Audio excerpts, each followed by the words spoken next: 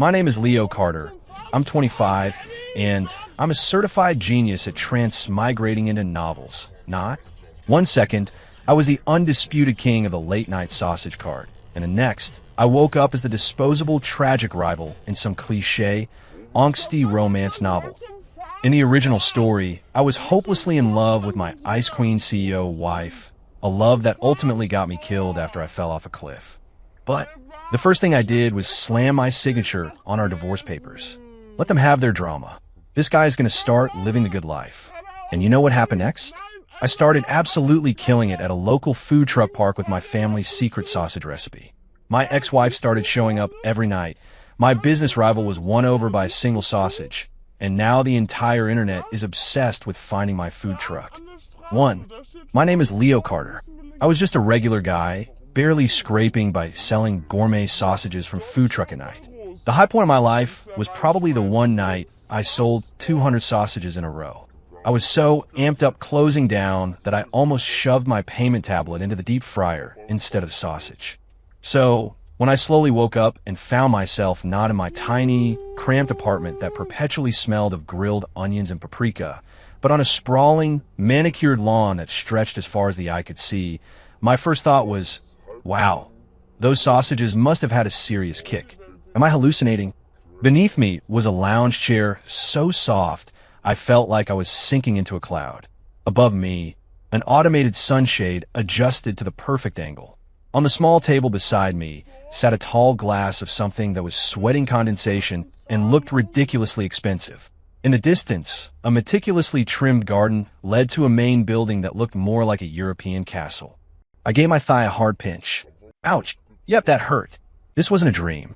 A second later, a flood of chaotic memories slammed into my brain like a burst dam, making my temples throb. After a few minutes of clutching my head and processing the information dump, I just went numb.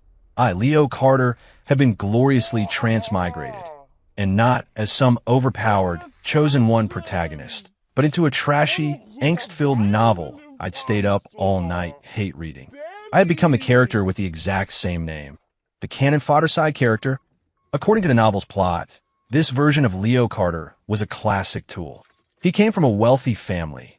Looking around, wealthy was a massive understatement, and was in a marriage of convenience with the book's female lead, the Ice Queen CEO, Isabella Sterling.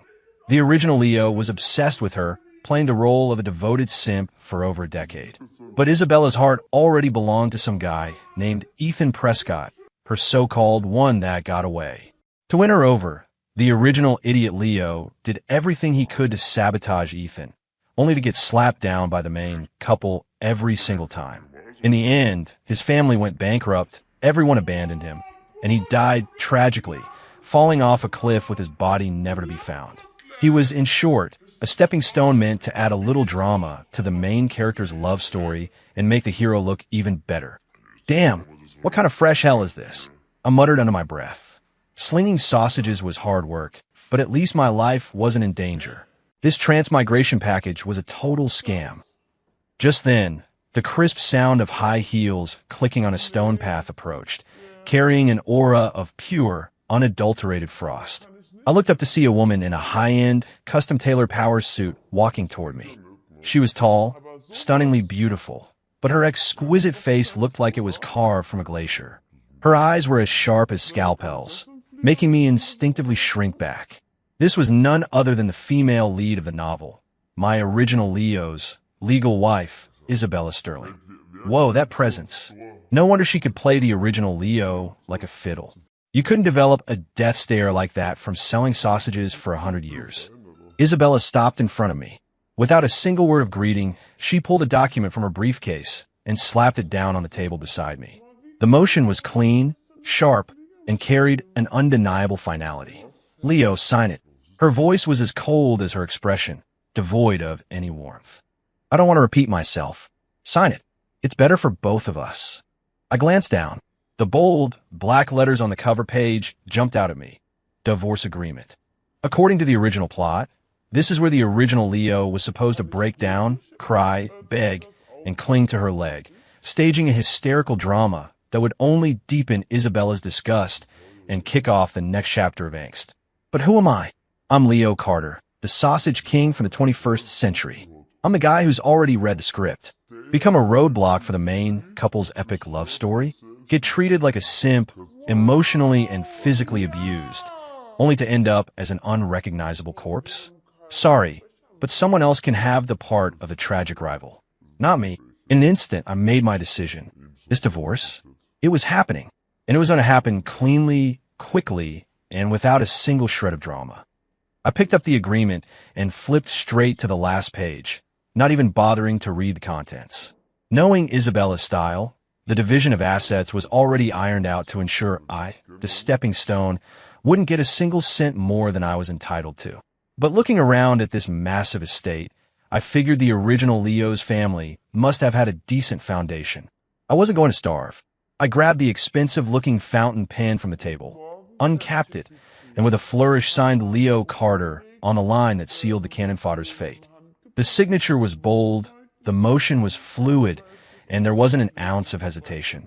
After signing, I pushed the document back toward Isabella, even managing a smile I hoped was friendly and full of relief. All signed. Ms. Sterling, it's been a pleasure doing business. Wait, no. I wish you and Mr. Prescott a lifetime of happiness together. Isabella was visibly stunned. For the first time, her icy eyes showed an emotion other than annoyance and indifference. It was shock, mixed with a hint of disbelief. She had probably come prepared for me to cry, scream, and make a scene. She might have even had security on standby nearby.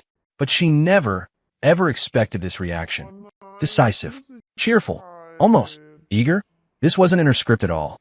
Her perfect eyebrows furrowed slightly as she studied my face, trying to find any sign that this was just an act. But unfortunately for her, my relief was 100% genuine. Freedom from a tragic fate, a ticket to a happy life. How could I not be thrilled? Isabella opened her mouth, as if to say something, but all that came out was a questioning confirmation. Did you even read the terms?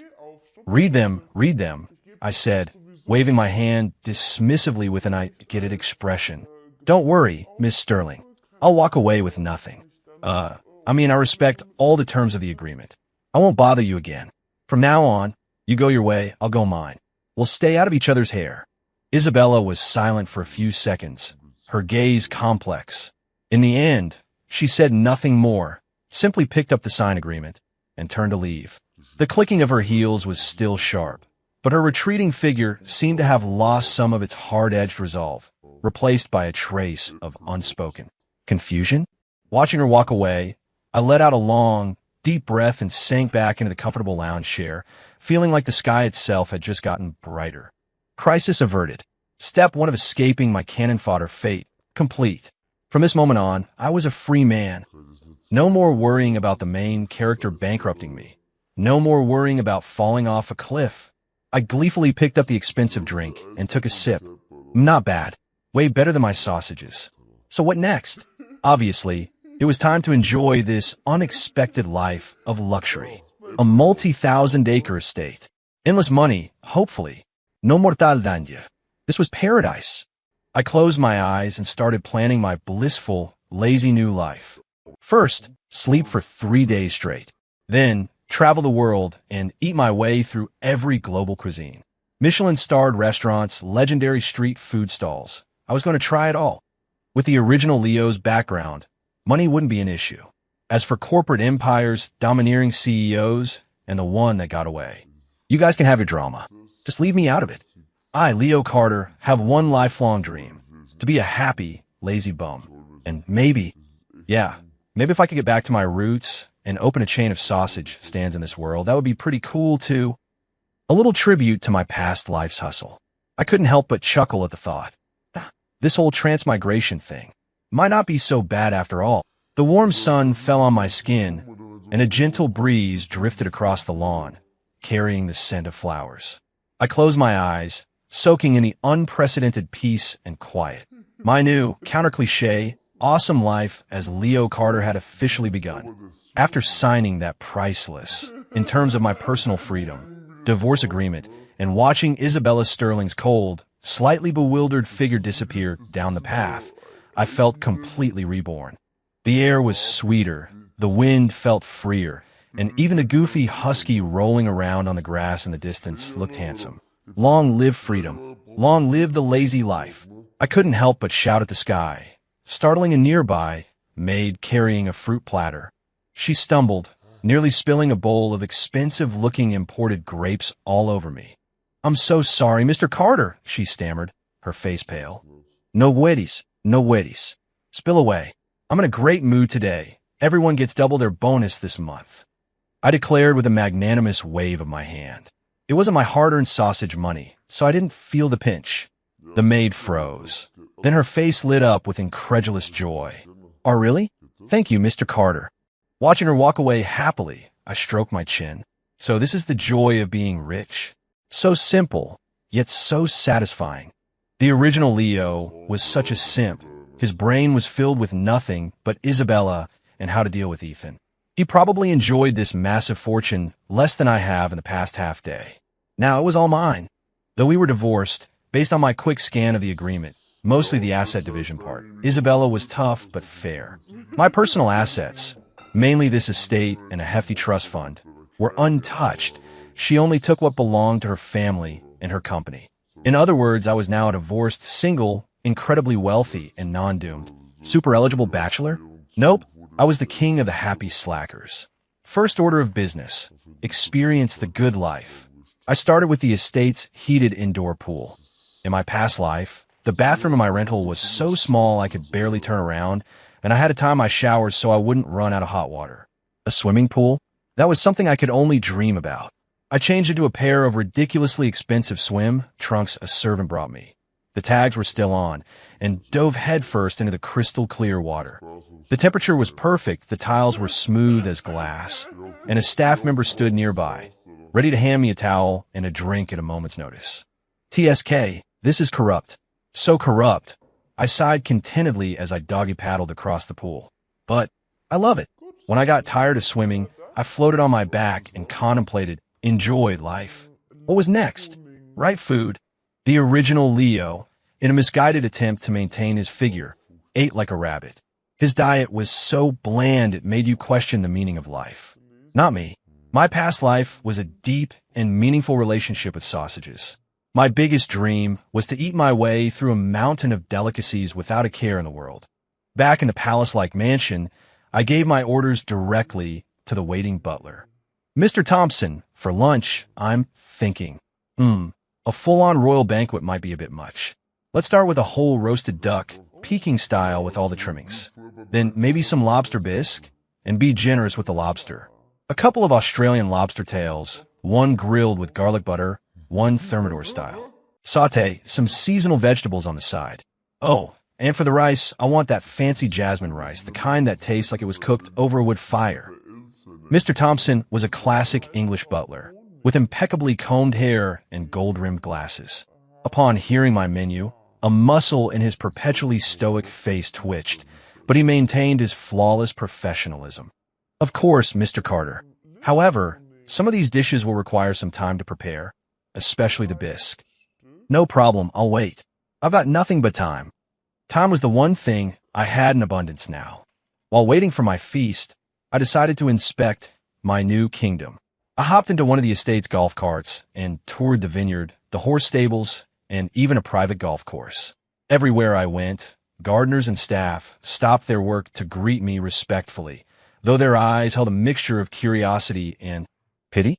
It didn't take me long to figure it out. The news of the divorce must have already spread. In the original Leo's tragic story, his divorce made him the laughingstock of high society. The staff gossiping was to be expected. But did I care? Of course not. I even struck up a conversation with an old gardener trimming rose bushes. "Hey there, those roses are looking great." The old man was flustered. Thank you, Mr. Carter," he stammered. "Keep up the good work. A big bonus for you at the end of the year." I patted his shoulder and zipped away in the cart, leaving him in a state of confused gratitude. The joy of spreading wealth was just that simple. Lunch did not disappoint. The long dining table was laden with exquisite dishes, all for me. It looked like a state dinner. I tossed table manners out the window and ate however I wanted. I stuffed my face with duck pancakes, slurped down every last drop of bisque, and got my hands covered in butter from the lobster tails. The servants standing by were perfectly composed, but I could feel their internal monologue. Has Mr. Carter lost his mind from the shock? He used to be so quiet you couldn't even hear him sip his soup. Who cares? It felt great. After stuffing myself, I collapsed onto the living room sofa, a leather behemoth that could probably fit a whole family, and rubbed my round belly, contemplating my next form of entertainment. Video games? The home theater? Or maybe I should check out the original Leo's collection of luxury cars in a garage and take one for a spin. As I wrestled with these wonderful problems, Mr. Thompson approached, holding a gold-embossed invitation. Mr. Carter, this just arrived from the Sterling family. Mr. Sterling Sr. is hosting a birthday gala tomorrow evening at the Ritz-Carlton and has requested your presence. Mr. Sterling Sr., Isabella's father? I took the invitation and raised an eyebrow. According to the original plot, this gala was a major turning point. The original Leo shamelessly went, hoping to win Isabella back, only to be publicly humiliated by her and Ethan. He became the butt of every joke at the party, which only fueled his later self-destructive behavior. To go or not to go? My inner lazy bum screamed at me to avoid such an obvious minefield. But then I thought about it. I was the new and improved Leo Carter. I had already made a clean break with Isabella. I was going to wish the old man a happy birthday, eat some free food, and then leave. Whatever drama the main couple wanted to stir up had nothing to do with me. Besides, if I hid away right after the divorce, it would look like I was heartbroken and still hung up on her. That didn't fit my new, carefree persona at all. I had to go, and I had to go in style. I would show everyone that Leo Carter was doing just fine, better than fine, in fact, without Isabella Sterling. I wasn't going to cause trouble. I was going to passively flex? Yes, that was it. I just wanted to quietly enjoy the buffet. If anyone insisted on bothering me, it wouldn't be my fault if they ended up embarrassing themselves, right?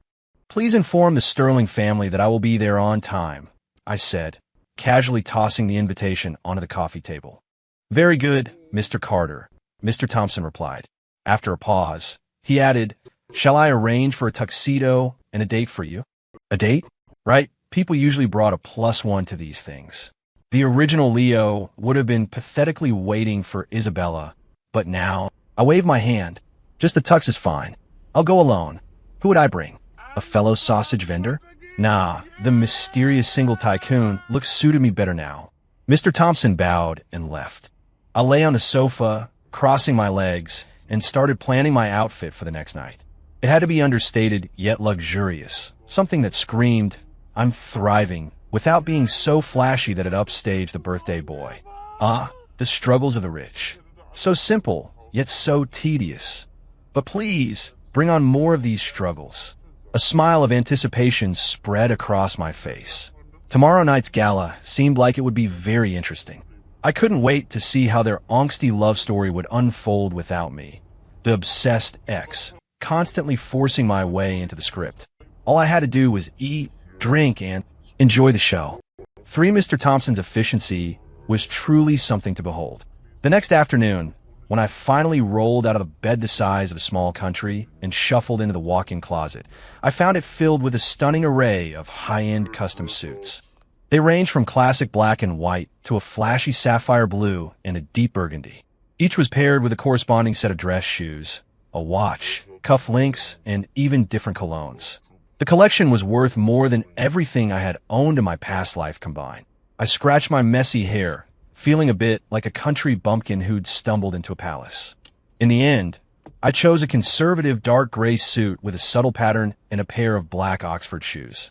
It was the old man's birthday, after all. I couldn't steal the spotlight, though with my current inner charisma, I felt it would be hard to stay low-key. At 6:30 p.m., the Rolls-Royce Phantom, personally arranged by Mr. Thompson, pulled up to the mansion's entrance. The chauffeur, wearing white gloves, respectfully opened the door for me. As I settled into the mobile palace, I couldn't help but touch everything. The leather, the legroom, the privacy divider.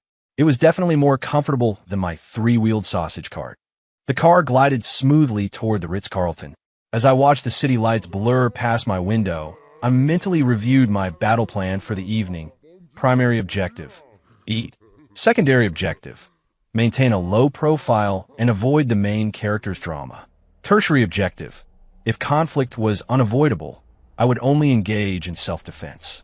When we arrived, a valet opened my door. A red carpet stretched up the stairs into the brilliantly lit ballroom.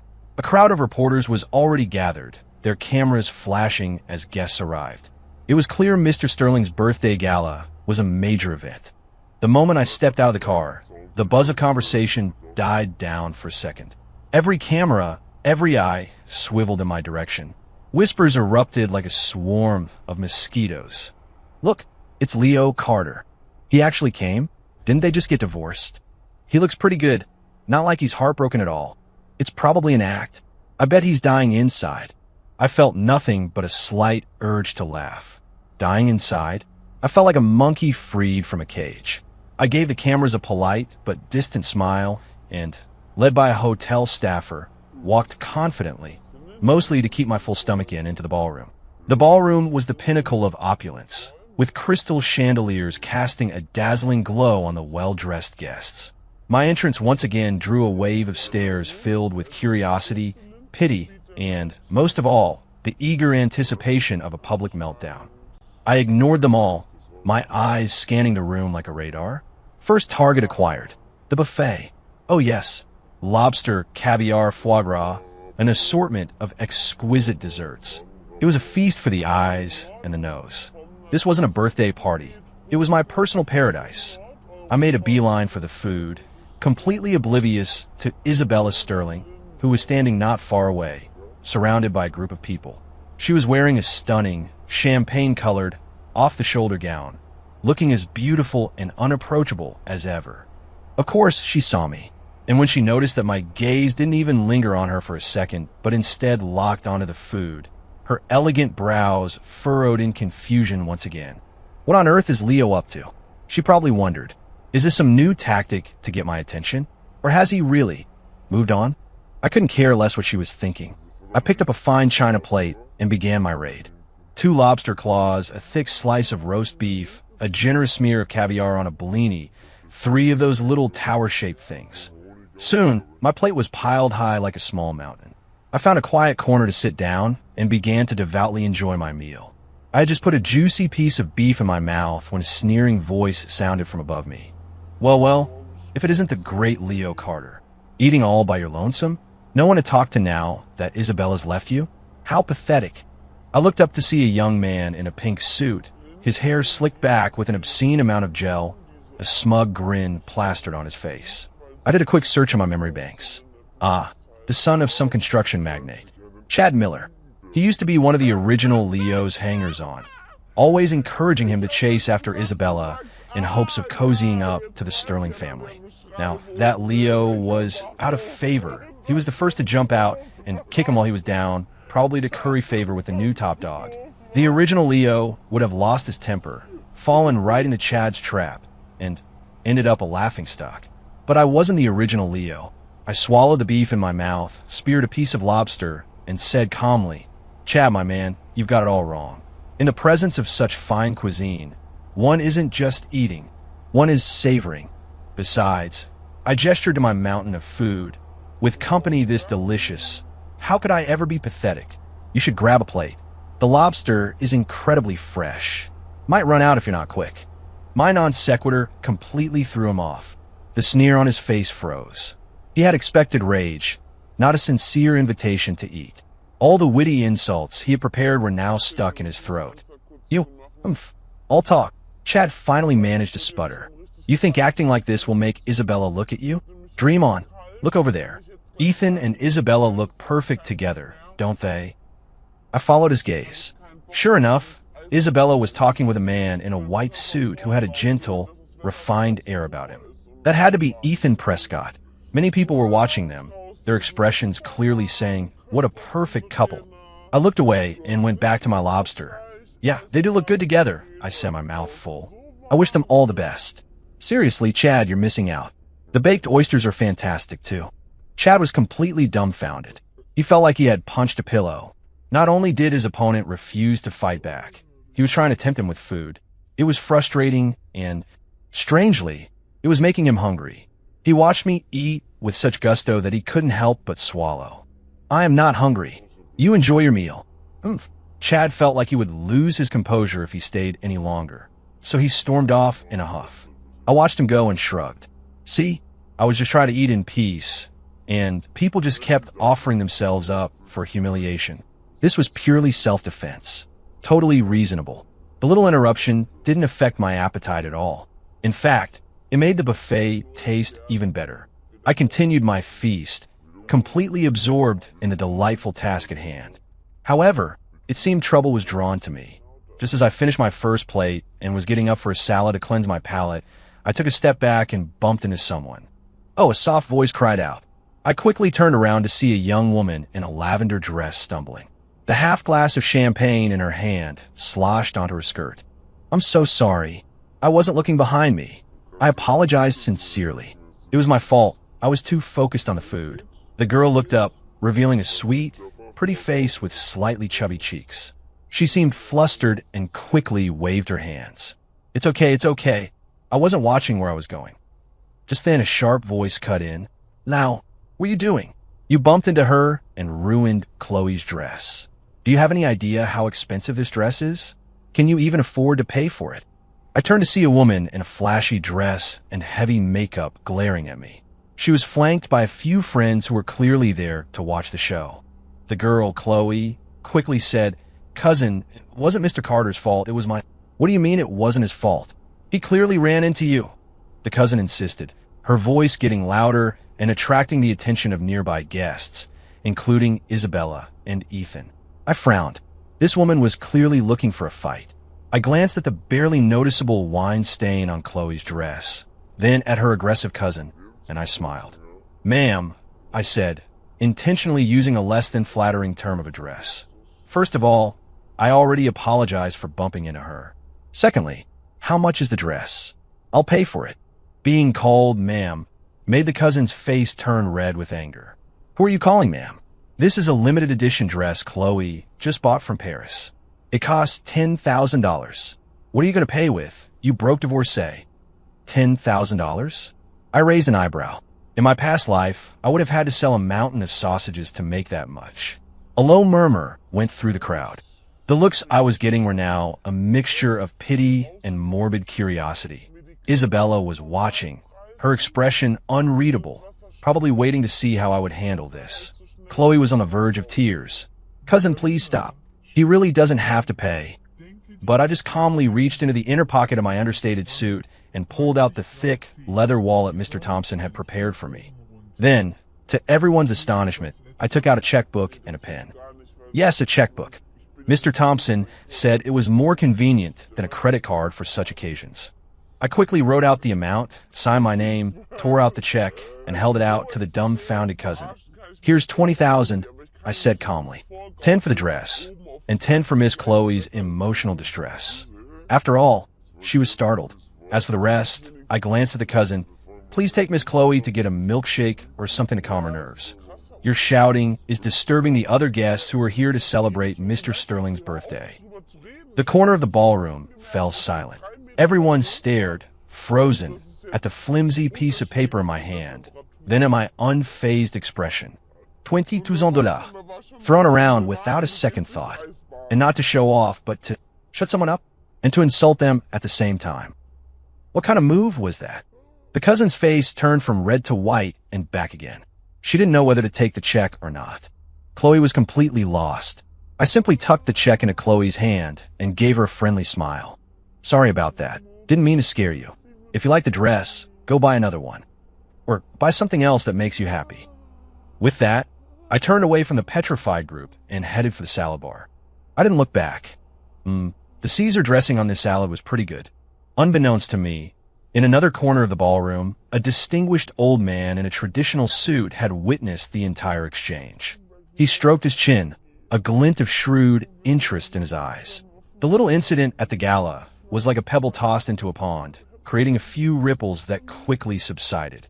My $20,000 check had successfully shut down the troublemaking cousin and silenced the onlookers waiting for a show. The way they looked at me had shifted from pity and mockery to confusion, curiosity, and even a hint of respect. A recently divorced man who was supposed to be devastated was instead eating with gusto and casually writing checks with more composure than anyone else in the room. It was completely outside their realm of understanding. I couldn't have cared less. After successfully devouring 3 plates of food and sampling 6 or 7 different kinds of mini desserts, I let out a satisfied burp, feeling that my life had peaked. The man of the hour, Mr. Sterling Sr., came out to say a few words. He was energetic and his voice was strong. He seemed to be in excellent health. I applauded along with everyone else, though my eyes were already scanning the dessert station for any missed opportunities. Finally, as the gala was winding down, I saw my chance and slipped out early, leaving behind a ballroom full of gossip, but taking with me a stomach full of delicacies. Back at my luxurious estate, I took a long, relaxing bath and then lay down on a bed bigger than my entire old apartment. I began to seriously contemplate a pressing issue. How should I spend this ridiculously wealthy and aimless new life in a more meaningful way? Travel the world? A definite possibility, but the jet lag sounded tiring. Buy a yacht and throw parties? A bit too loud, didn't really fit my new low-key persona. Collect supercars. The garage was already full of them, and I couldn't even name half the brands. Driving them would probably feel the same as driving my sausage cart, except they wouldn't stall halfway down the street. As I pondered, my thoughts drifted back to my previous life. The smoky night markets, the sizzling sausages, the chorus of customers yelling, "Hey boss, 1 sausage, extra hot sauce." It was tough, but the satisfaction of earning every penny with my own 2 hands and the pride I felt when a perfectly cooked sausage came off the grill was something this life of leisure couldn't replace. A bold, absurd, yet strangely exciting idea popped into my head. What if I went back to my old job in this world? The moment the thought appeared, it took root and began to grow like a weed. Imagine this: a multi-millionaire, owner of a 1,000-acre estate, setting up a stall at a night market to sell sausages. The image was so ridiculous, it was beautiful. The contrast, the drama, the sheer absurdity of it all. It was the perfect embodiment of my new, counter-cliché philosophy. Besides, it wouldn't be about the money. It would be a hobby, a tribute to my past life's hustle, and a way to add a little spice to this otherwise bland life of luxury. Yes, that's it. I slapped my thigh and jumped out of bed, pacing excitedly around the room.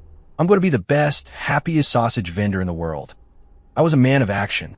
I immediately called the omnipotent Mr. Thompson. "Mr. Thompson, I need your help," I said, my voice serious, as if I were about to launch a major corporate initiative. "Of course, Mr. Carter. How may I assist you?" came the immediate reply.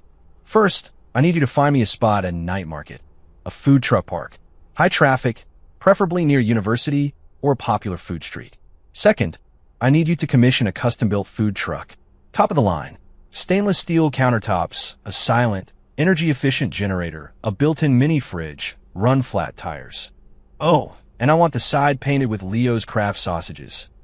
A taste of nostalgia. The font needs to be cool. Third, find the best sausage supplier. The sausages need to have, they need to have the perfect texture, nice and springy. And give me the best ketchup, mustard, and relish. Top shelf stuff." I rattled off my list. There was a long silence on the other end of the line. I could almost picture Mr. Thompson's unflappable face, now etched with the existential questions of, who am I? Where am I? What am I doing? After a full 30 seconds, his professionally trained, slightly trembling voice came through. Mr. Carter, are you saying? You want to set up a food truck to sell sausages?" "Exactly," I confirmed. "And remember, this isn't just a food truck. This is about passion. It's a dream. It's about experiencing life. The budget is unlimited. Give me the best of the best." Mr. Thompson seemed to take a deep breath. His professionalism ultimately won out over his shock. "Yes, Mr. Carter, I will see to it at once." I hung up feeling fantastic. I could already smell the familiar, comforting aroma of grilling sausages. For the next few days, I enjoyed the life of a pampered slacker while eagerly awaiting updates on my sausage empire. Mr. Thompson's execution was flawless. 3 days later, a food truck that could only be described as the Rolls-Royce of sausage carts was parked in the estate's garage. It was made entirely of gleaming stainless steel, equipped with every amenity imaginable, including a small sound system. The artistic lettering of Leo's Craft Sausages shimmered in the light, next to a cute and cool cartoon sausage logo. I ran my hand over the smooth surface, my eyes welling up with tears of joy. The dream setup I could only fantasize about in my past life was now a reality. This was a great cheat code to have. 2 days later, Mr. Thompson reported that he had secured a prime spot at the city's most popular university food truck park. All the permits were in order. The suppliers were lined up. I personally tested the samples by cooking a few myself. They tasted perfect. Everything was ready. All that was missing was the master chef himself. And so, on a clear, breezy night, I, Leo Carter, former sausage prince, current multi-millionaire slacker, drove my outrageously luxurious food truck to the university food truck park. To avoid attracting too much attention, I wore a baseball cap and a simple tracksuit, looking like a college student starting a new business. If you ignored the ridiculously fancy vehicle I was driving. As expected, the moment my food truck pulled into its prime spot, it became the center of attention. Whoa, look at that truck. Is that for selling sausages?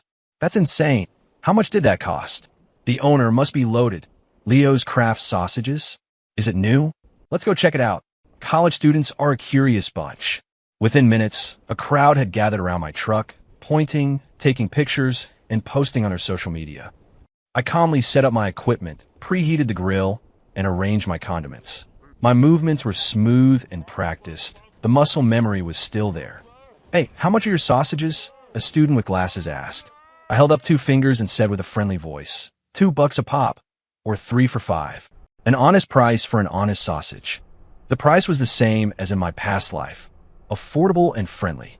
It wasn't about making money. It was about connecting with people and having fun. The price, combined with my extravagant truck, created a surreal contrast. That cheap? I'll take 3, loaded up with everything. Me too. Ketchup and mustard for me. Dude, your truck is sick. Business was instantly booming. I worked efficiently, the sausages sizzling on the grill, releasing an irresistible aroma. I brushed them with oil, flipped them, added the toppings, and served them up. My motions were seamless. Seeing the students happily munching away, a long-forgotten sense of fulfillment washed over me. This was way more fun than eating a feast by myself in a giant mansion. However, it seemed I was destined to stand out. As I was busy grilling, a familiar, slightly surprised female voice said, "Excuse me, could I get 1 sausage, please?" I looked up and froze. Standing in front of my truck was Chloe, the girl from the gala whose dress I had paid $20,000 for. She was dressed simply in jeans, a white t-shirt, and sneakers. Without makeup, she looked pure and innocent. She clearly didn't recognize me with my cap on, her eyes focused on the sizzling sausages. My heart skipped a beat. What a small world. How did I run into her here? I lowered my voice and mumbled, "Coming right up." I expertly grilled a sausage and handed it to her. Chloe took it, paid, and took a small bite. Her eyes instantly lit up. This is delicious. Your sausages are amazing." I smiled but didn't say anything, feeling a little proud. Of course they were good. This was a secret family recipe, perfected in my past life. Just then, a group of sketchy-looking guys in tank tops, showing off their tattoos, swaggered up to my truck. The one in the lead, with bleached blonde hair, tapped on my stainless steel counter. "Hey, you new here? You know the rules?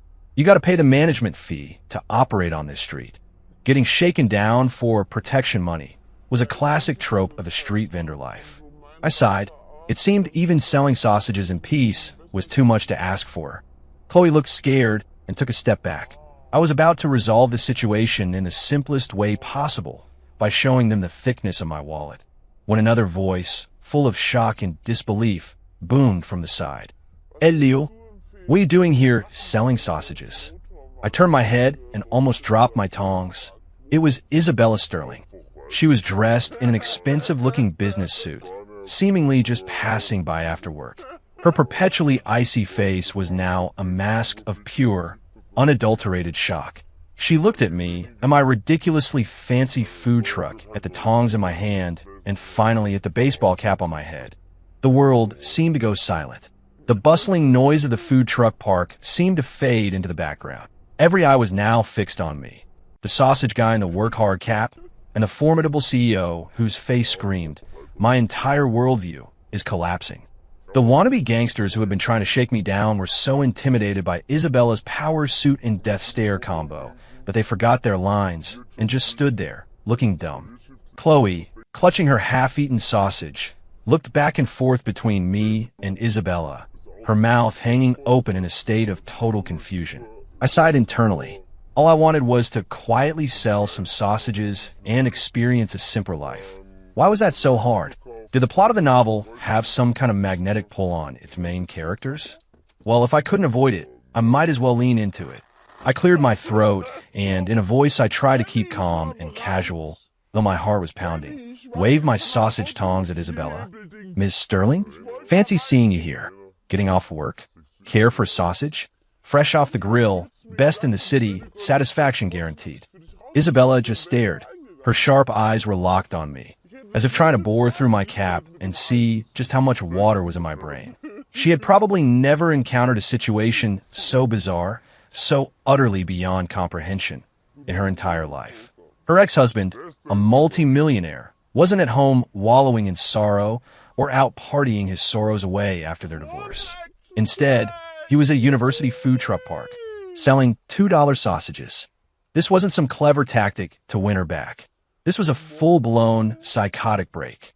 "Leo," Isabella took a deep breath, trying to form a sentence, but words failed her. Finally, she managed to get out. "What on earth are you doing?" I blinked innocently. "I'm not doing anything. Just running a legitimate business, providing an honest service. Would you like to support a small business owner, Ms. Sterling?" At that moment, the blonde-haired thug, who had been ignored for too long, decided to reassert his authority, especially in front of such a beautiful woman. He banged his fist on my counter again and shouted, trying to sound tough, "Hey, I'm talking to you. The fee, $50. Now, don't think you can ignore us just because your girlfriend showed up." Isabella's brow furrowed, and her icy gaze shifted to the thug. She had no idea what kind of breakdown Leo was having, but she instinctively disliked anyone causing a scene in front of her, especially when it involved her. Well, her ex-husband. Before Isabella could verbally annihilate the man with cold, hard business logic, I stepped in, not because I was scared, but because I wanted to resolve this with minimal fuss. I put down my tongs, slowly pulled out my leather wallet, yes, the fancy one, and took out a crisp $50 bill.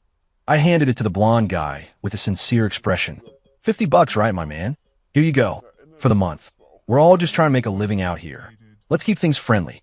The thug and his crew were stunned. In all their years of shaking people down, they had seen people haggle, people plead poverty, people call the cops.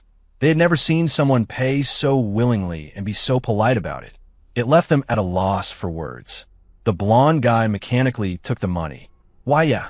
You know the deal," he stammered.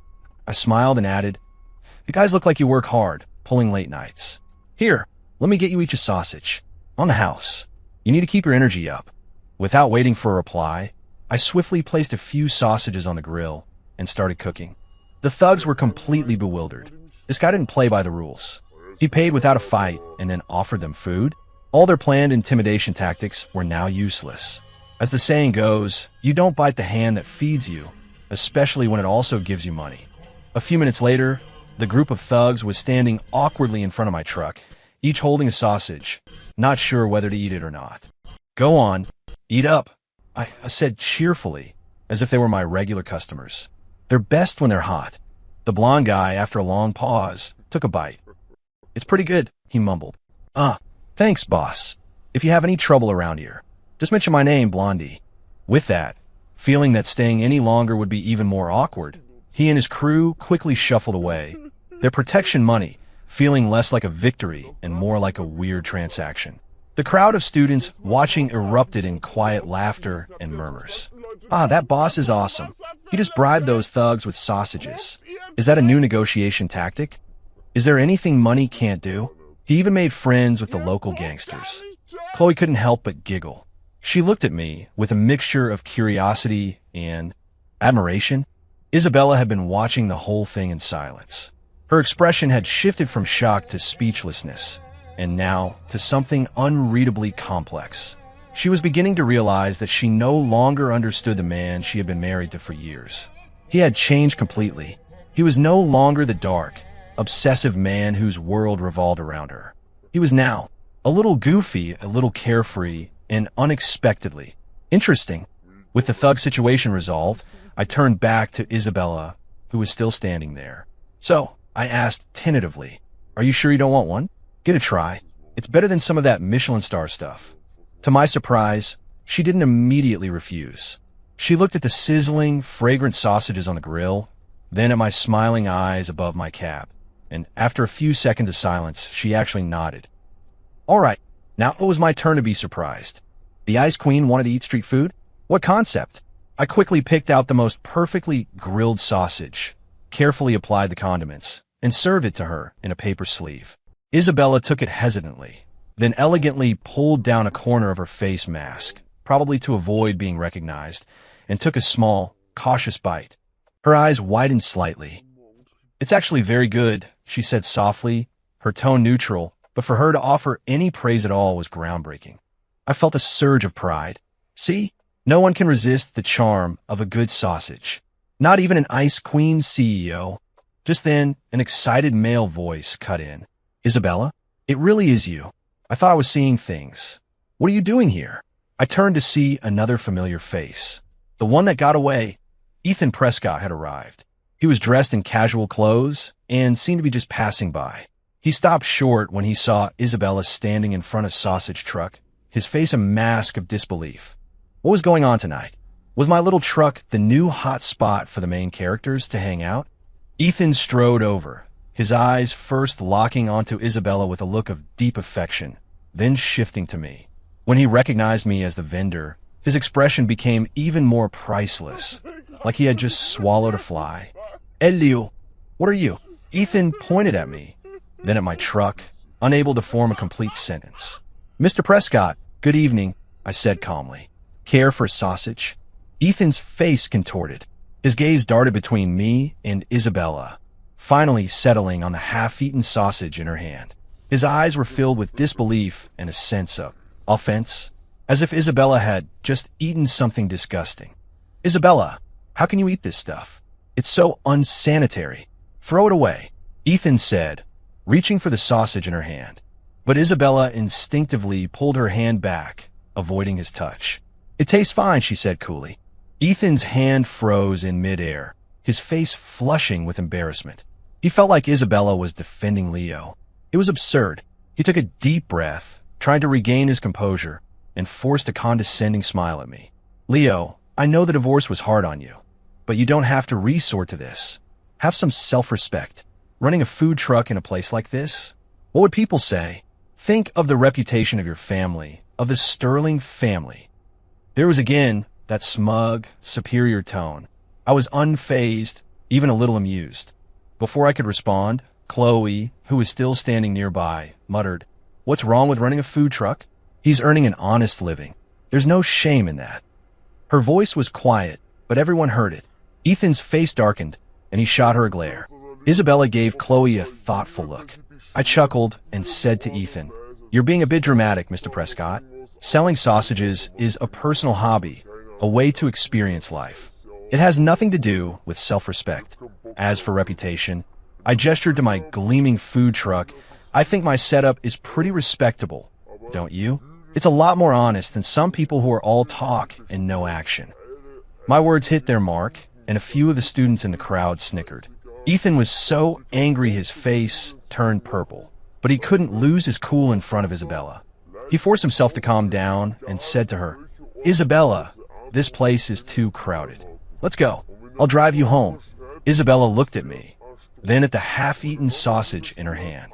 After a moment of hesitation, she shook her head. "No, thank you, Ethan. I drove myself. You should go ahead." Ethan was stunned. He couldn't believe his ears.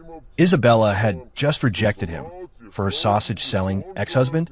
Now, the look he gave me was filled not just with disgust, but with a new, cold glint of genuine rivalry. In the end, Ethan left, fuming and utterly bewildered. Isabella stood there for a few more seconds, looking at me as if she wanted to say something. But all she said was, "Take care of yourself." Then she, too, turned and walked away, her figure still cool and distant, but now tinged with an unreadable emotion. The crisis, or whatever that was averted. I let out a sigh of relief and turned back to my waiting customers. All right, everyone, show's over. The sausages are still hot. $2 a pop, 3 for 5.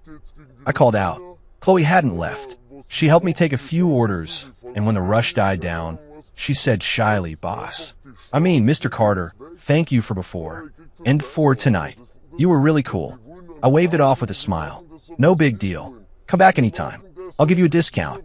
Chloe nodded enthusiastically, a bright smile on her face, and then skipped away. I looked at my now bustling truck and the curious but friendly faces of the students, and I felt a sense of satisfaction. It had been a chaotic night, but it was worth it. I not only experienced the simple life I craved, but also managed to passively flex on my rivals and maybe, just maybe, plant a small seed of doubt between the Ice Queen and her one that got away. This counter-cliché lazy life was getting more and more interesting. 6. After that eventful reunion at the food truck park, Leo's Craft Sausages officially blew up. How much? The next night, the moment my ridiculously fancy food truck parked at the university, it was mobbed. People were 3 deep around the counter. Some were there for the sausages, some were there to take selfies for their Instagram, and others were live streaming. A couple of guys holding up their phones even claimed to be talent scouts and asked if I was interested in becoming an actor. The reason for my newfound fame was a perfect storm of 3 viral stories. First, multi-millionaire sells sausages at a food truck park. The headline alone was clickbait gold. Some busybody had figured out who I was, despite the cap. The drama of the rich is an open secret in certain circles, and posted about my shiny truck online. The story went viral instantly. Second, Ice Queen ex-wife shows up for support. A blurry photo of Isabella eating a sausage. You could only see her hand and the lower half of her face was being interpreted in 1,000 different ways. Headlines like a glimmer of hope for divorced power couple and CEO comes down from her ivory tower for love were everywhere. Third, badass vendor tames thugs with sausages. The image of Blondie and his crew looking bewildered while holding sausages have been turned into a series of memes with captions like, "The most advanced business negotiations often use the simplest methods, and they call him the sausage soprano. He pays you off, then he feeds you." The combination of these 3 stories was explosive. "Hey, are you Leo Carter? I'll take 10 sausages. I need a picture for my feed." "Mr. Carter, are you and Miss Sterling back together? Look this way. Give us a smile. We're from the Foodie Finds live stream." I stood there in my work-hard cap, facing the sea of people and flashing cameras, and felt a sense of dread. All I wanted was to quietly sell some sausages and live a simple life. How did I end up becoming a viral sensation? This was the exact opposite of the low-key, lazy life I had planned. But the sausages wouldn't grill themselves. I took a deep breath, activated my ignore the crowd superpower honed in my past life, and focused on my craft. I oiled the grill, flipped the sausages, added the toppings. My movements were still smooth, just a lot faster. "Please form a line. There's enough for everyone. $2 a pop, 3 for 5. I shouted over the noise, trying to maintain order. At some point, Chloe showed up. She was startled by the crowd at first, but then she naturally stepped behind the counter and started helping me take money and bag orders. She was a natural. "Mr. Carter, I can help," she said quietly, her eyes shining. I was so busy I didn't hesitate. "Thanks, Chloe. I'll treat you to a nice dinner later." With Chloe's help, things became much more manageable. She was gentle and patient with the customers, even with all their questions and cameras, which took a lot of pressure off me. But fame, as they say, is a double-edged sword. As I was working, a snide voice cut through the noise. Well, if it isn't the great Leo Carter, slumming it with the common folk. "Are these sausages even up to code? You'd better not give these students food poisoning. Can you afford that lawsuit?" I looked up. It was that pest, Chad Miller, again. This time, he had brought a few of his cronies with him, clearly here to mock me. Before I could say anything, the students in line started defending me. "Hey, watch your mouth. Mr. Carter's food is clean. Yeah, we eat here all the time and we're fine. Mind your own business. You're just jealous his business is booming." Chad's face flushed. I'm just concerned for everyone's health. Who knows what kind of cheap ingredients he's using, he retorted. I didn't waste my breath arguing. I simply held up a box from my supplier, pointing to the official health inspection seal. Then I tapped my gleaming stainless steel counter with my tongs. Chad, I said calmly, as you can see, everything is from a certified supplier, and my kitchen is spotless. If you're not buying, please don't hold up the line. Chad was about to say something else, but one of his friends pulled him back. Dude, let it go. Everyone on the internet loves this guy. You don't want to start a riot. Chad looked at the disapproving faces of the students, then at my "I don't have time for this" expression, and finally backed down. He spat on the ground and left with his friends, empty-handed this time. This little incident only made me more popular. The students felt like I was being unfairly targeted and bought even more sausages to show their support. "We've got your back, Mr. Carter," someone shouted. I was unfazed, even a little amused. Had I just passively gained a loyal customer base? Over the next few days, my food truck became the star attraction of the park. Business was so good that I sold out every night. Chloe and I were constantly busy. It was tiring, but seeing the small but meaningful profits add up and the happy smiles of the students gave me a strange sense of accomplishment. Chloe came to help almost every day. She seemed to enjoy the lively, down-to-earth atmosphere. We developed a good rhythm. I discovered that despite her gentle appearance, she was a hard worker and had a kind heart. We would chat sometimes, and I learned that she was a recent design school graduate from a well-off family.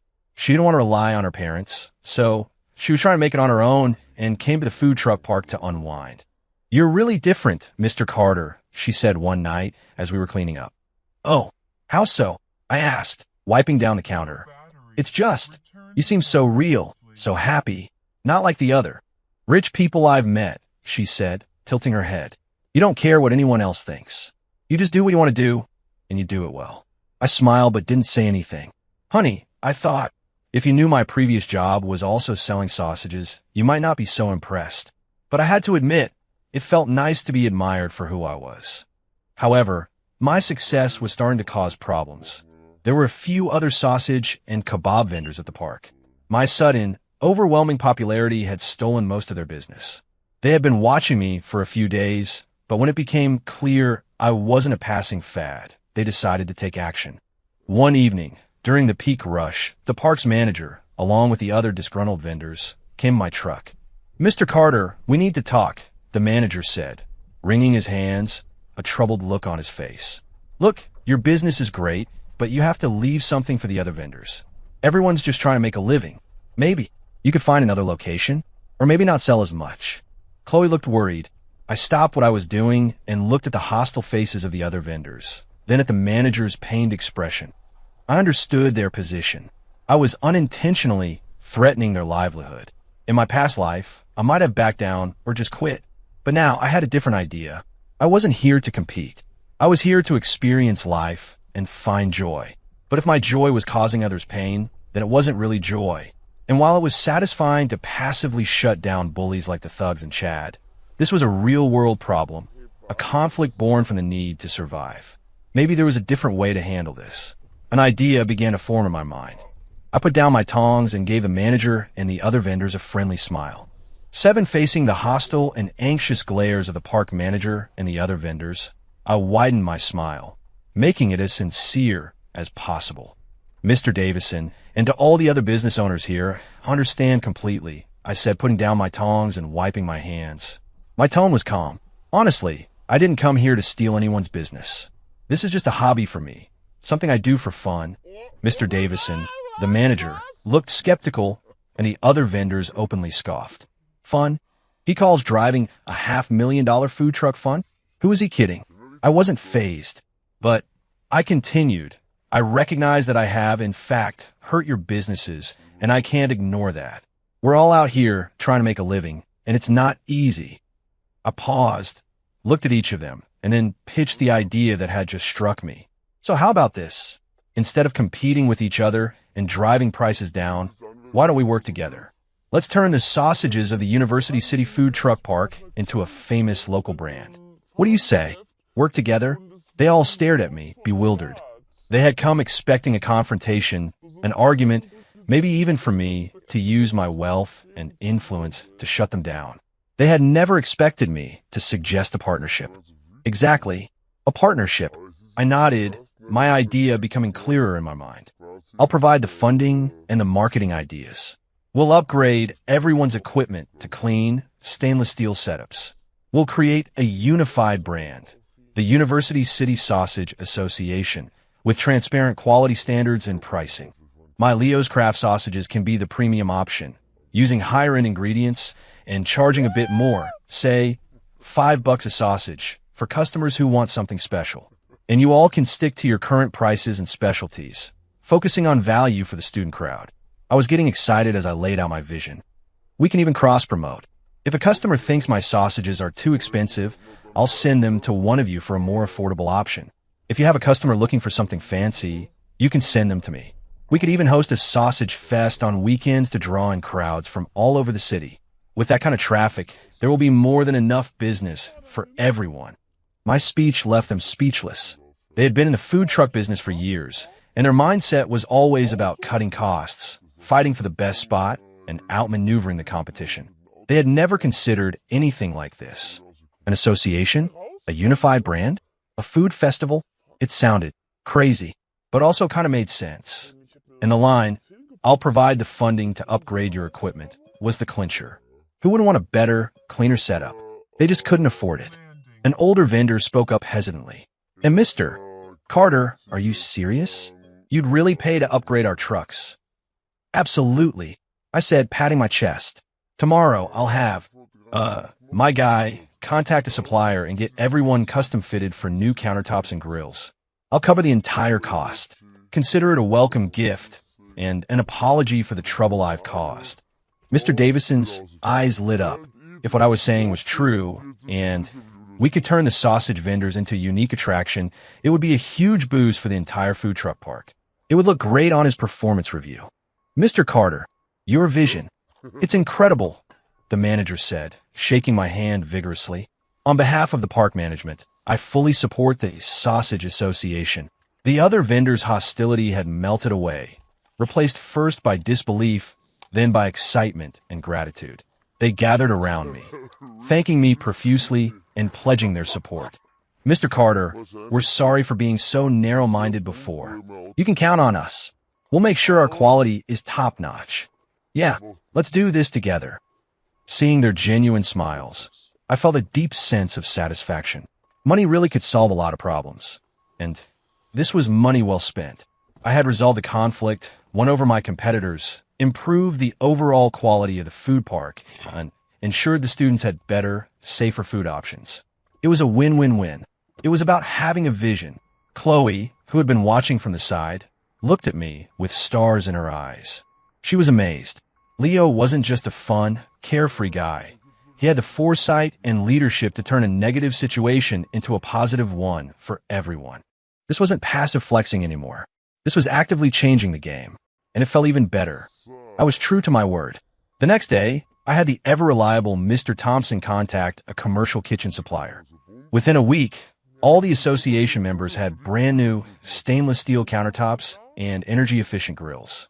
I also had custom aprons and small flags with the University City Sausage Association logo made for each of them.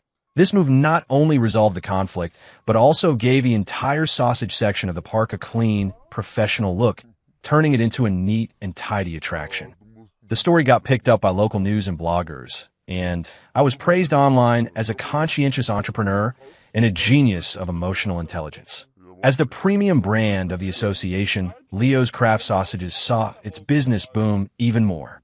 The positive buzz and improved image of the entire association drew in more customers than ever. Many people would come, try a gourmet sausage at my truck, and then grab a few classic ones from the other vendors. That weekend, I organized the first Sausage Fest. The vendors went all out, creating special flavors like cheese-stuffed sausages, spicy crawfish sausages, and even a durian-flavored sausage for the adventurous. The park was packed. It was a huge success, with everyone's sales tripling. The other vendors were ecstatic, looking at me as if I were some kind of business guru. I stood by my luxurious food truck, watching the bustling, happy scene, listening to the sizzle of the grills and the laughter of the customers, and felt a profound sense of accomplishment. This was so much more fulfilling than sitting alone in my mansion, counting my money. But my time in the quiet life was apparently over. As the festival was in full swing, a black Maybach pulled up to the edge of the park. The window rolled down to reveal Isabella's beautiful, cold face. She looked out at the thriving, orderly scene, and at me, standing in the middle of it all, laughing like a kid, and her expression became impossibly complex. Her assistant had told her that I was making waves at the food truck park and had even started some kind of association. She had assumed it was another one of my bizarre stunts to get attention. But seeing it in person, it was so vibrant. The gloomy, narrow-minded man she had known was gone. In his place was a man who seemed to radiate a light she had never seen before, a light that was warm and infectious. Ethan was in the car with her. He looked at me, the center of attention, and his face darkened. He had hoped to see me fail, to be driven out by the other vendors. Instead, he was witnessing me turn a potential disaster into a resounding success, becoming a leader in the process. It made him feel threatened and deeply unsettled. Isabella, it's just a small-time operation. It's nothing to be impressed by, Ethan said, trying to downplay my achievement. But Isabella just replied coolly, it takes a certain kind of talent to turn a small business into something with a grand vision. With that, she rolled up the window and told the driver to leave. Ethan watched her cold profile, his sense of crisis deepening. He realized that Leo's transformation was slowly, but surely, chipping away at Isabella's frozen heart. And I, happily sprinkling paprika on a customer's sausage, was completely oblivious to it all. I just thought the spices smelled particularly good that day. The success of the Sausage Association made me a minor celebrity in the local food scene. My days were full and happy. I'd run the truck with Chloe, joke around with the students, and watch the pocket change in my business account grow. It gave me a grounded sense of satisfaction. The sprawling estate started to feel more like a fancy hotel I just slept at. I had almost forgotten my identity as a divorced ex-son-in-law of a tycoon until Mr. Thompson found me, looking serious, and handed me an elegant invitation. Mr. Carter, the Sterling Corporation's annual charity gala. Mr. Sterling Sr. personally requested your attendance. I took the invitation, the gold foil lettering glinting in the light. The Sterling Charity Gala? It was one of the biggest high society events of the year. In the past, the original Leo would have groveled to go as Isabella's plus one, only to stand in a corner like a piece of furniture while she and Ethan dazzled the crowd. Normally, I would have refused without a second thought. A stuffy, pretentious event like that couldn't compare to the freedom of my food truck. But this time I hesitated, not because I had any lingering feelings for Isabella, but because of her father. He had looked at me differently at his birthday party, and it felt rude to turn down a personal invitation from an elder. Besides, my status had changed. I was a food truck mogul now. It might be interesting to see how the other half lived, and more importantly, to see if they had a good buffet. All right, tell the Sterlings I'll be there, I said, casually placing the invitation on my condiment shelf. Mr. Thompson looked relieved. Shall I arrange for a tuxedo and a date? He asked. Just a tux is fine. As for a date, my eyes instinctively darted to Chloe, who was diligently saucing a sausage, bringing her felt, sudden, and I wasn't sure she'd enjoy that kind of scene. No, thanks. I'll go alone. Mr. Thompson bowed and left. Chloe looked up. Mr. Carter, are you going to fancy party? She asked curiously. Yeah, a charity thing. Mostly just going for the free food, I said dismissively. Chloe blinked her big eyes and didn't press further, but I caught a fleeting glimpse of disappointment in her expression. The night of the gala, I put on the Armani tuxedo Mr. Thompson had prepared. Looking at the suave stranger in the mirror, I could barely recognize myself. Clothes really do make the man. I almost looked like a real blue-blooded heir, if you ignored the slight paunch I was developing from quality testing my own product. Riding in the Rolls-Royce to the Ritz-Carlton again, the feeling was completely different. The first time, I felt like I was being dragged to my doom. This time, I felt like I was heading to a free, all-you-can-eat buffet. The ballroom was, as expected, a glittering spectacle of wealth and power. My arrival caused another minor stir. Many recognized the viral sausage vendor, and started whispering, their gazes a mix of curiosity, surprise, and disdain. I ignored them all and made a beeline for my true purpose. The buffet. The foie gras was decent, the lobster jelly was nice, but the portions were ridiculously small. My sausages were way more satisfying. I was happily working on a lamb chop when a cool, familiar voice came from behind me. You actually came. I turned. It was Isabella. She was wearing a royal blue, floor-length gown that made her look like an unattainable snow queen. Her gaze was still complex, but the previous disgust was gone, replaced by a genuine curiosity. Miss Sterling, good evening, I said after swallowing my lamb. I held up my plate. Your father personally invited me. I couldn't say no. The lamb is pretty good. Want some? Isabella was speechless. She had probably never seen anyone so focused on eating at a charity gala. She was silent for a moment, her eyes falling to my hands. You've gained some weight, she noted. I blushed. Oh, the food's been good lately, I mumbled. The corner of her mouth twitched, almost forming a smile. I heard your sausage association is doing well. It's all right. People are being generous. Just try to make a living, I said modestly, though I was secretly pleased that my venture had reached the ears of the ice queen herself. We stood there in a slightly awkward silence. Me with my plate, she in her regal gown. The original Leo would have been babbling excitedly, but I just felt hungry. I want to get back to my lamb chop. Just then, the ever-present Ethan Prescott appeared, a glass of champagne in his hand.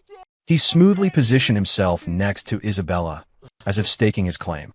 Isabella, there you are, he said warmly, before turning his fake smile on me. Leo, you came. How nice. But you should really be more mindful of your image at an event like this. Walking around with a plate of food is a bit unseemly, don't you think? Here we go again, with the condescending superiority. I sighed and put down my plate. It's hard to argue while holding food. I was about to give him one of my sincere responses when Isabella spoke first. The point of a charity gala is charity, not appearances, she said, her voice quiet but clear. Leo is supporting this cause with money he earned through his own hard work. That's more admirable than some people who are all talk. Ethan's smile froze. He looked at Isabella in disbelief. Was she defending me? I was stunned. I looked at Isabella. Her face was impassive, but her eyes were firm. Wow, was the iceberg melting? No, it was actively fighting my battles for me. This feeling was pretty great. Passive defense was awesome. Ethan's face paled. You're right, Isabella. My mistake, he forced out, shooting me a look that said, you'll pay for this. I shrugged innocently. Why are you looking at me? I didn't do anything. I was just a passive magnet for drama. Just then, the charity auction began. The auctioneer brought out jewelry, art, and other luxury items. I wasn't interested until the final item was presented. A simple but exquisitely designed diamond necklace called Tear of the Stars. This Tear of the Stars necklace was designed by the renowned Vivienne, the auctioneer announced. The bidding starts at $50,000.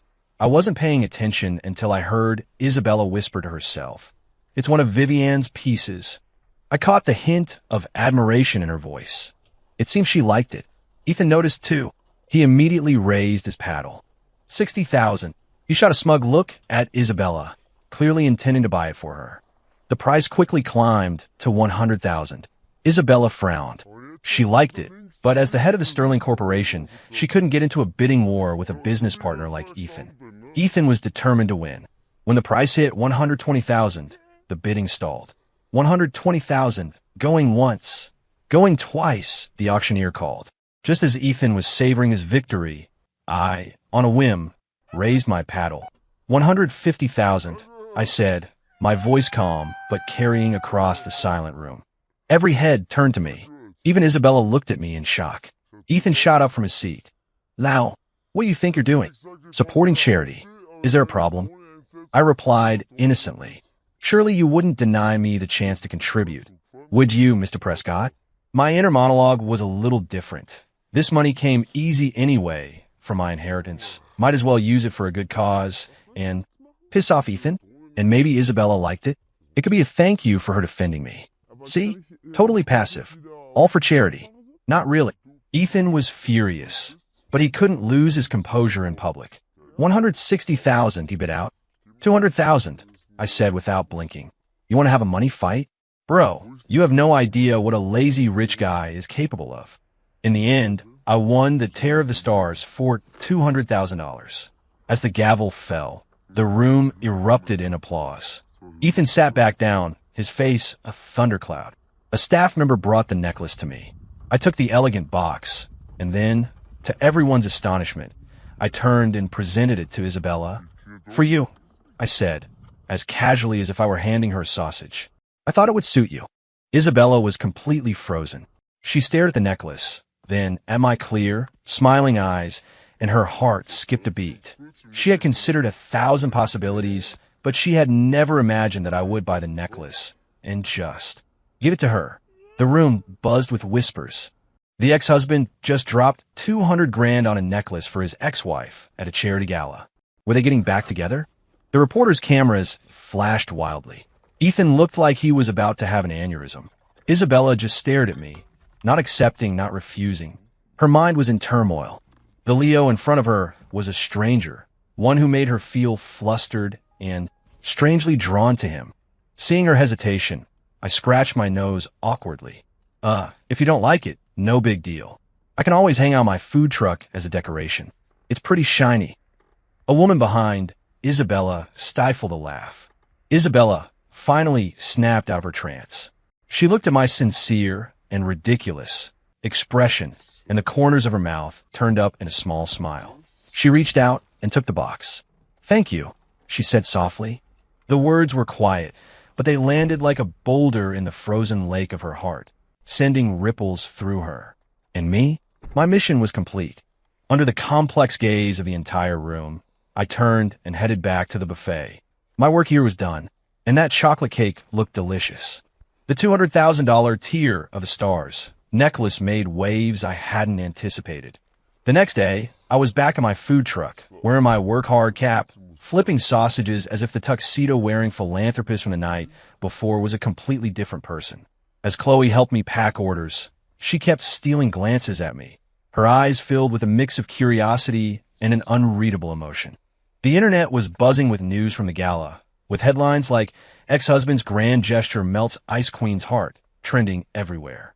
Mr. Carter, Chloe finally asked in a small voice, "Did you really give that necklace to Miss Sterling last night?" Huh? Oh, yeah. I answered casually, slathering sauce on a sausage. It looked nice, so I bought it. What? And nothing, she said, looking down. I just think. That's really nice. I didn't think much of it. My attention was captured by a familiar figure approaching. Isabella. She was back. This time, she wasn't in her car. She had walked over, dressed in a simple white blouse and khaki pants. She looked less like a corporate shark and more relaxed. She stood in front of my truck, watching me work with a slightly awkward expression. Ms. Sterling? To what do I owe the honor? Here to support my small business again. I greeted her with a smile, wondering if the Ice Queen was actually craving another sausage. Isabella pursed her lips, then said, as if it took a great deal of effort, "I'm not here for a sausage." Oh, I raised an eyebrow. The necklace. It's too much, she said, looking me in the eye. I can't just accept it. My heart sank a little. Was she returning it? Hanging a $200,000 piece of jewelry on my food truck did seem a bit excessive. So, Isabella continued, pausing for effect, "I'd like to treat you to dinner as a thank you." Puffed. Chloe, who was taking a sip of water, nearly did a spit take. She quickly covered her mouth, her face turning red. I was stunned, too. Treat me to dinner? The Ice Queen was asking me out to dinner? Had the world turned upside down? Was I still dreaming?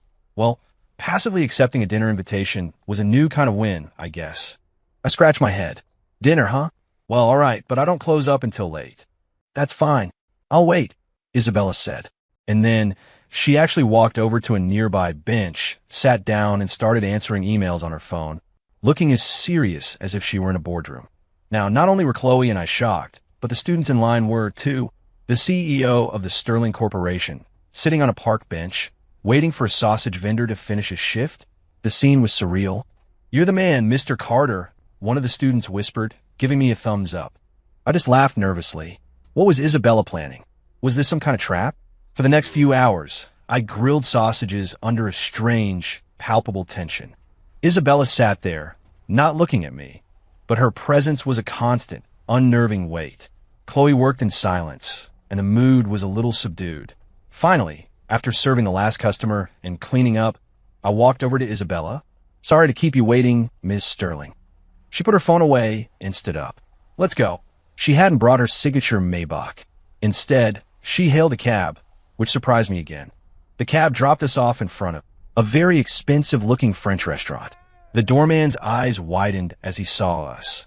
A CEO in a designer blouse and a food truck vendor in a tracksuit that smelled faintly of grilled onions. "Miss Sterling, are you sure about this?" I asked, looking down at my outfit. "This feels like a business attire required kind of place." "I'm sure," she said, her tone leaving no room for argument, and walked in. The restaurant was elegant and quiet, with flickering candlelight and soft piano music. We were seated at a window table. The waiter handed us menus written entirely in French. Isabella ordered with fluent ease, then looked at me. I stared at the curvy letters, completely lost. The fanciest foreign word I knew was ketchup. "I'll have what she's having," I said, closing the menu. "When in doubt, follow the CEO's lead." Isabella glanced at me, but said nothing. The wait for the food was awkward. We just sat there, staring at each other. In our years of marriage, our conversations had been mostly a one-way street of the original Leo's desperate pleas and Isabella's cold silence. I finally broke the silence, my professional instincts kicking in. "You know, this place has great ambience, but I bet the portions are tiny. Definitely not as filling as my sausages. And look at this foie gras. It's a little overcooked on the edges. That's going to affect the texture. You see, with my sausages, the key is precise temperature control."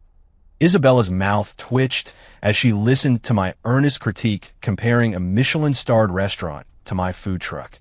She looked like she was trying very hard not to laugh. She was discovering that dinner with Leo was never boring. The food arrived, and as predicted, it was beautifully plated and ridiculously small. I ate everything, offering my expert opinion on each dish, all based on my sausage grilling standards. Isabella barely ate, mostly just watching me. She found herself noticing how focused I was when I ate.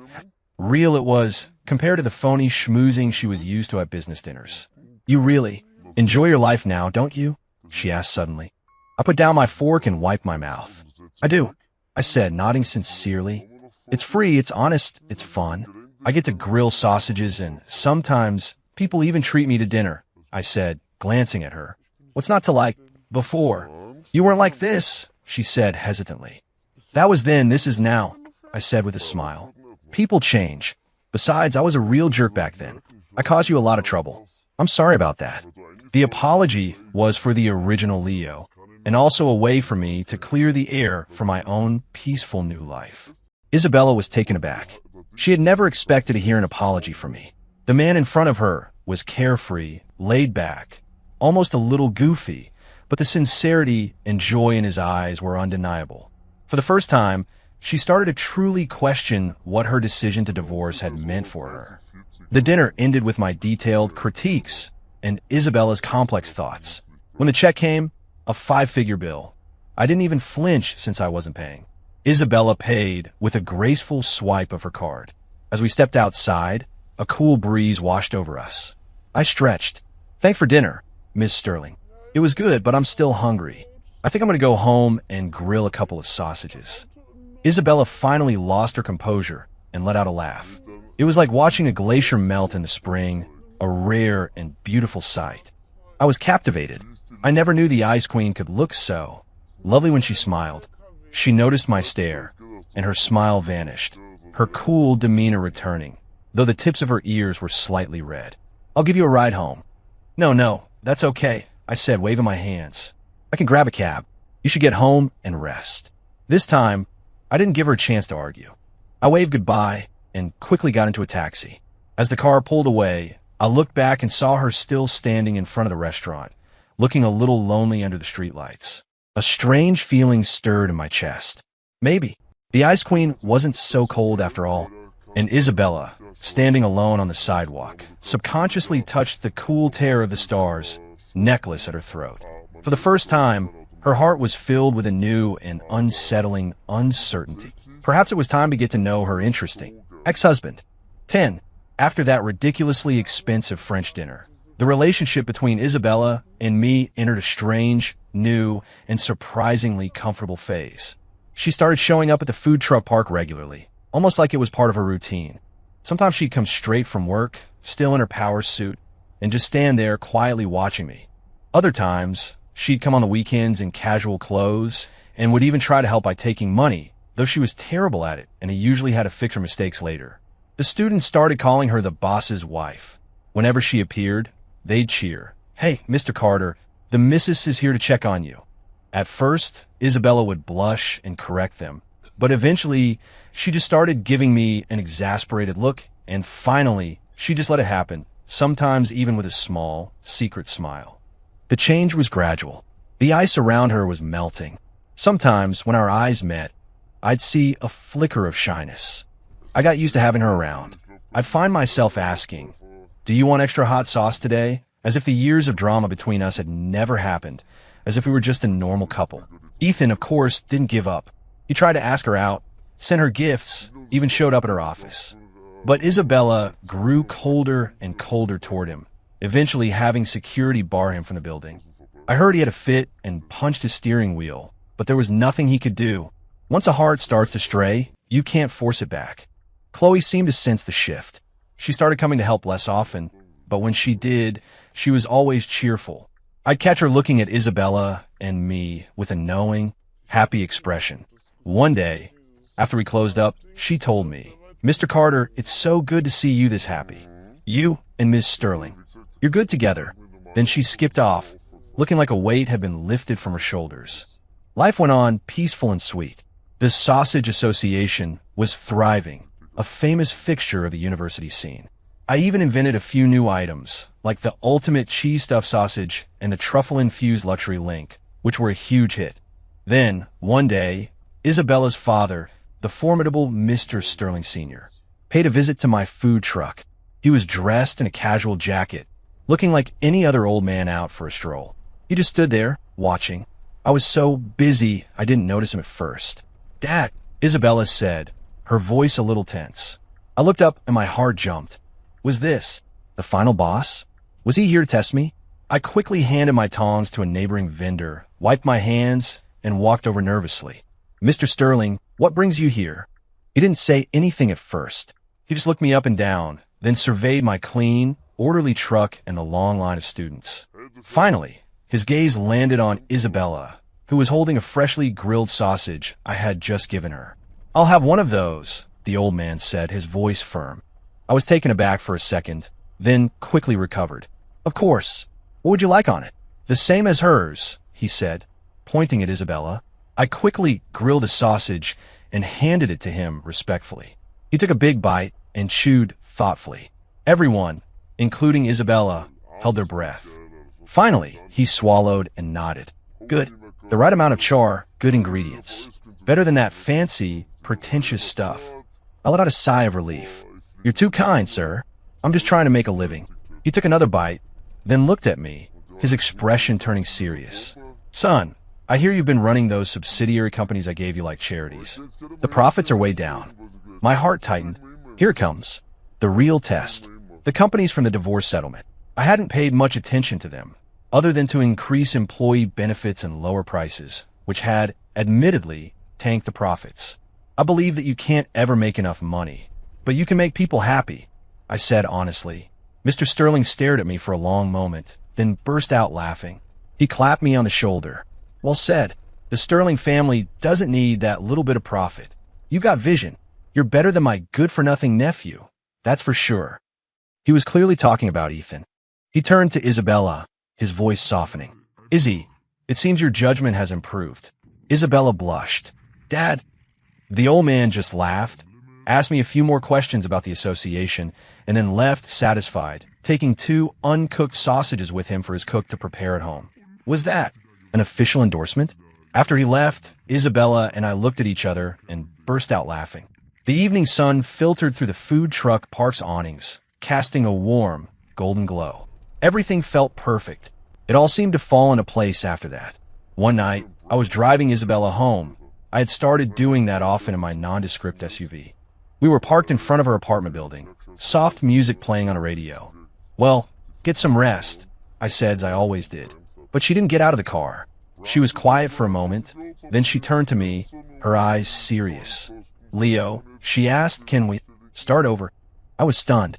I never expected her to be the one to say it. I looked at her face, softened by the moonlight, her once icy eyes now filled with a hopeful vulnerability. My heart melted. Through all the craziness, from enemies to friends, this proud, beautiful, and surprisingly sweet woman had found a way into my heart. I smiled. Miss Sterling, I said, teasing her, if we start over, can you handle your boyfriend being a sausage vendor? You might have to help me with the cash register sometimes, even though you're terrible at math. She laughed and playfully punched my arm. I'm not doing your accounting. But, she said, her voice softening, the sausages are pretty good. I took her hand. Isabella, I said seriously, the old Leo, he probably didn't deserve you. I can't promise I'm perfect, but I can promise that I will do everything I can to make you as happy as you look when you're eating a sausage. It was the most Leo Carter proposal I could think of. Her eyes welled up.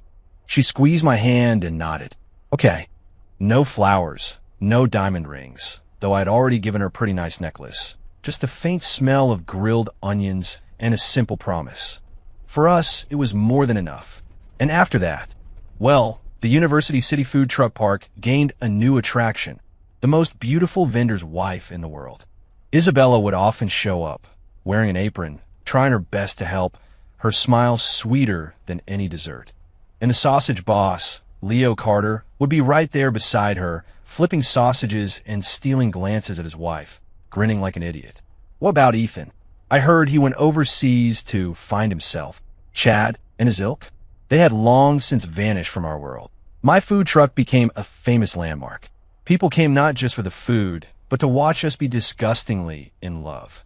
I eventually turned Leo's Craft Sausages into a franchise, hiring a professional team to manage it, while Isabella and I became the happy, semi-retired owners. We'd still go back to the giant estate for weekend getaways, but we spent most of our time in the cozy little apartment we bought together. I'd grill her sausages from the park, and she'd make me her favorite tea. Our life wasn't a dramatic novel anymore. It was a quiet, happy story, filled with the simple, warm, everyday sizzle of sausage on a grill. I was once the tragic rival in a trashy romance novel, but by throwing away the script and just being myself, I became the hero of my own, much better story. And I learned that the best kind of happiness is simple, an endless supply of sausages, and you, right here by my side.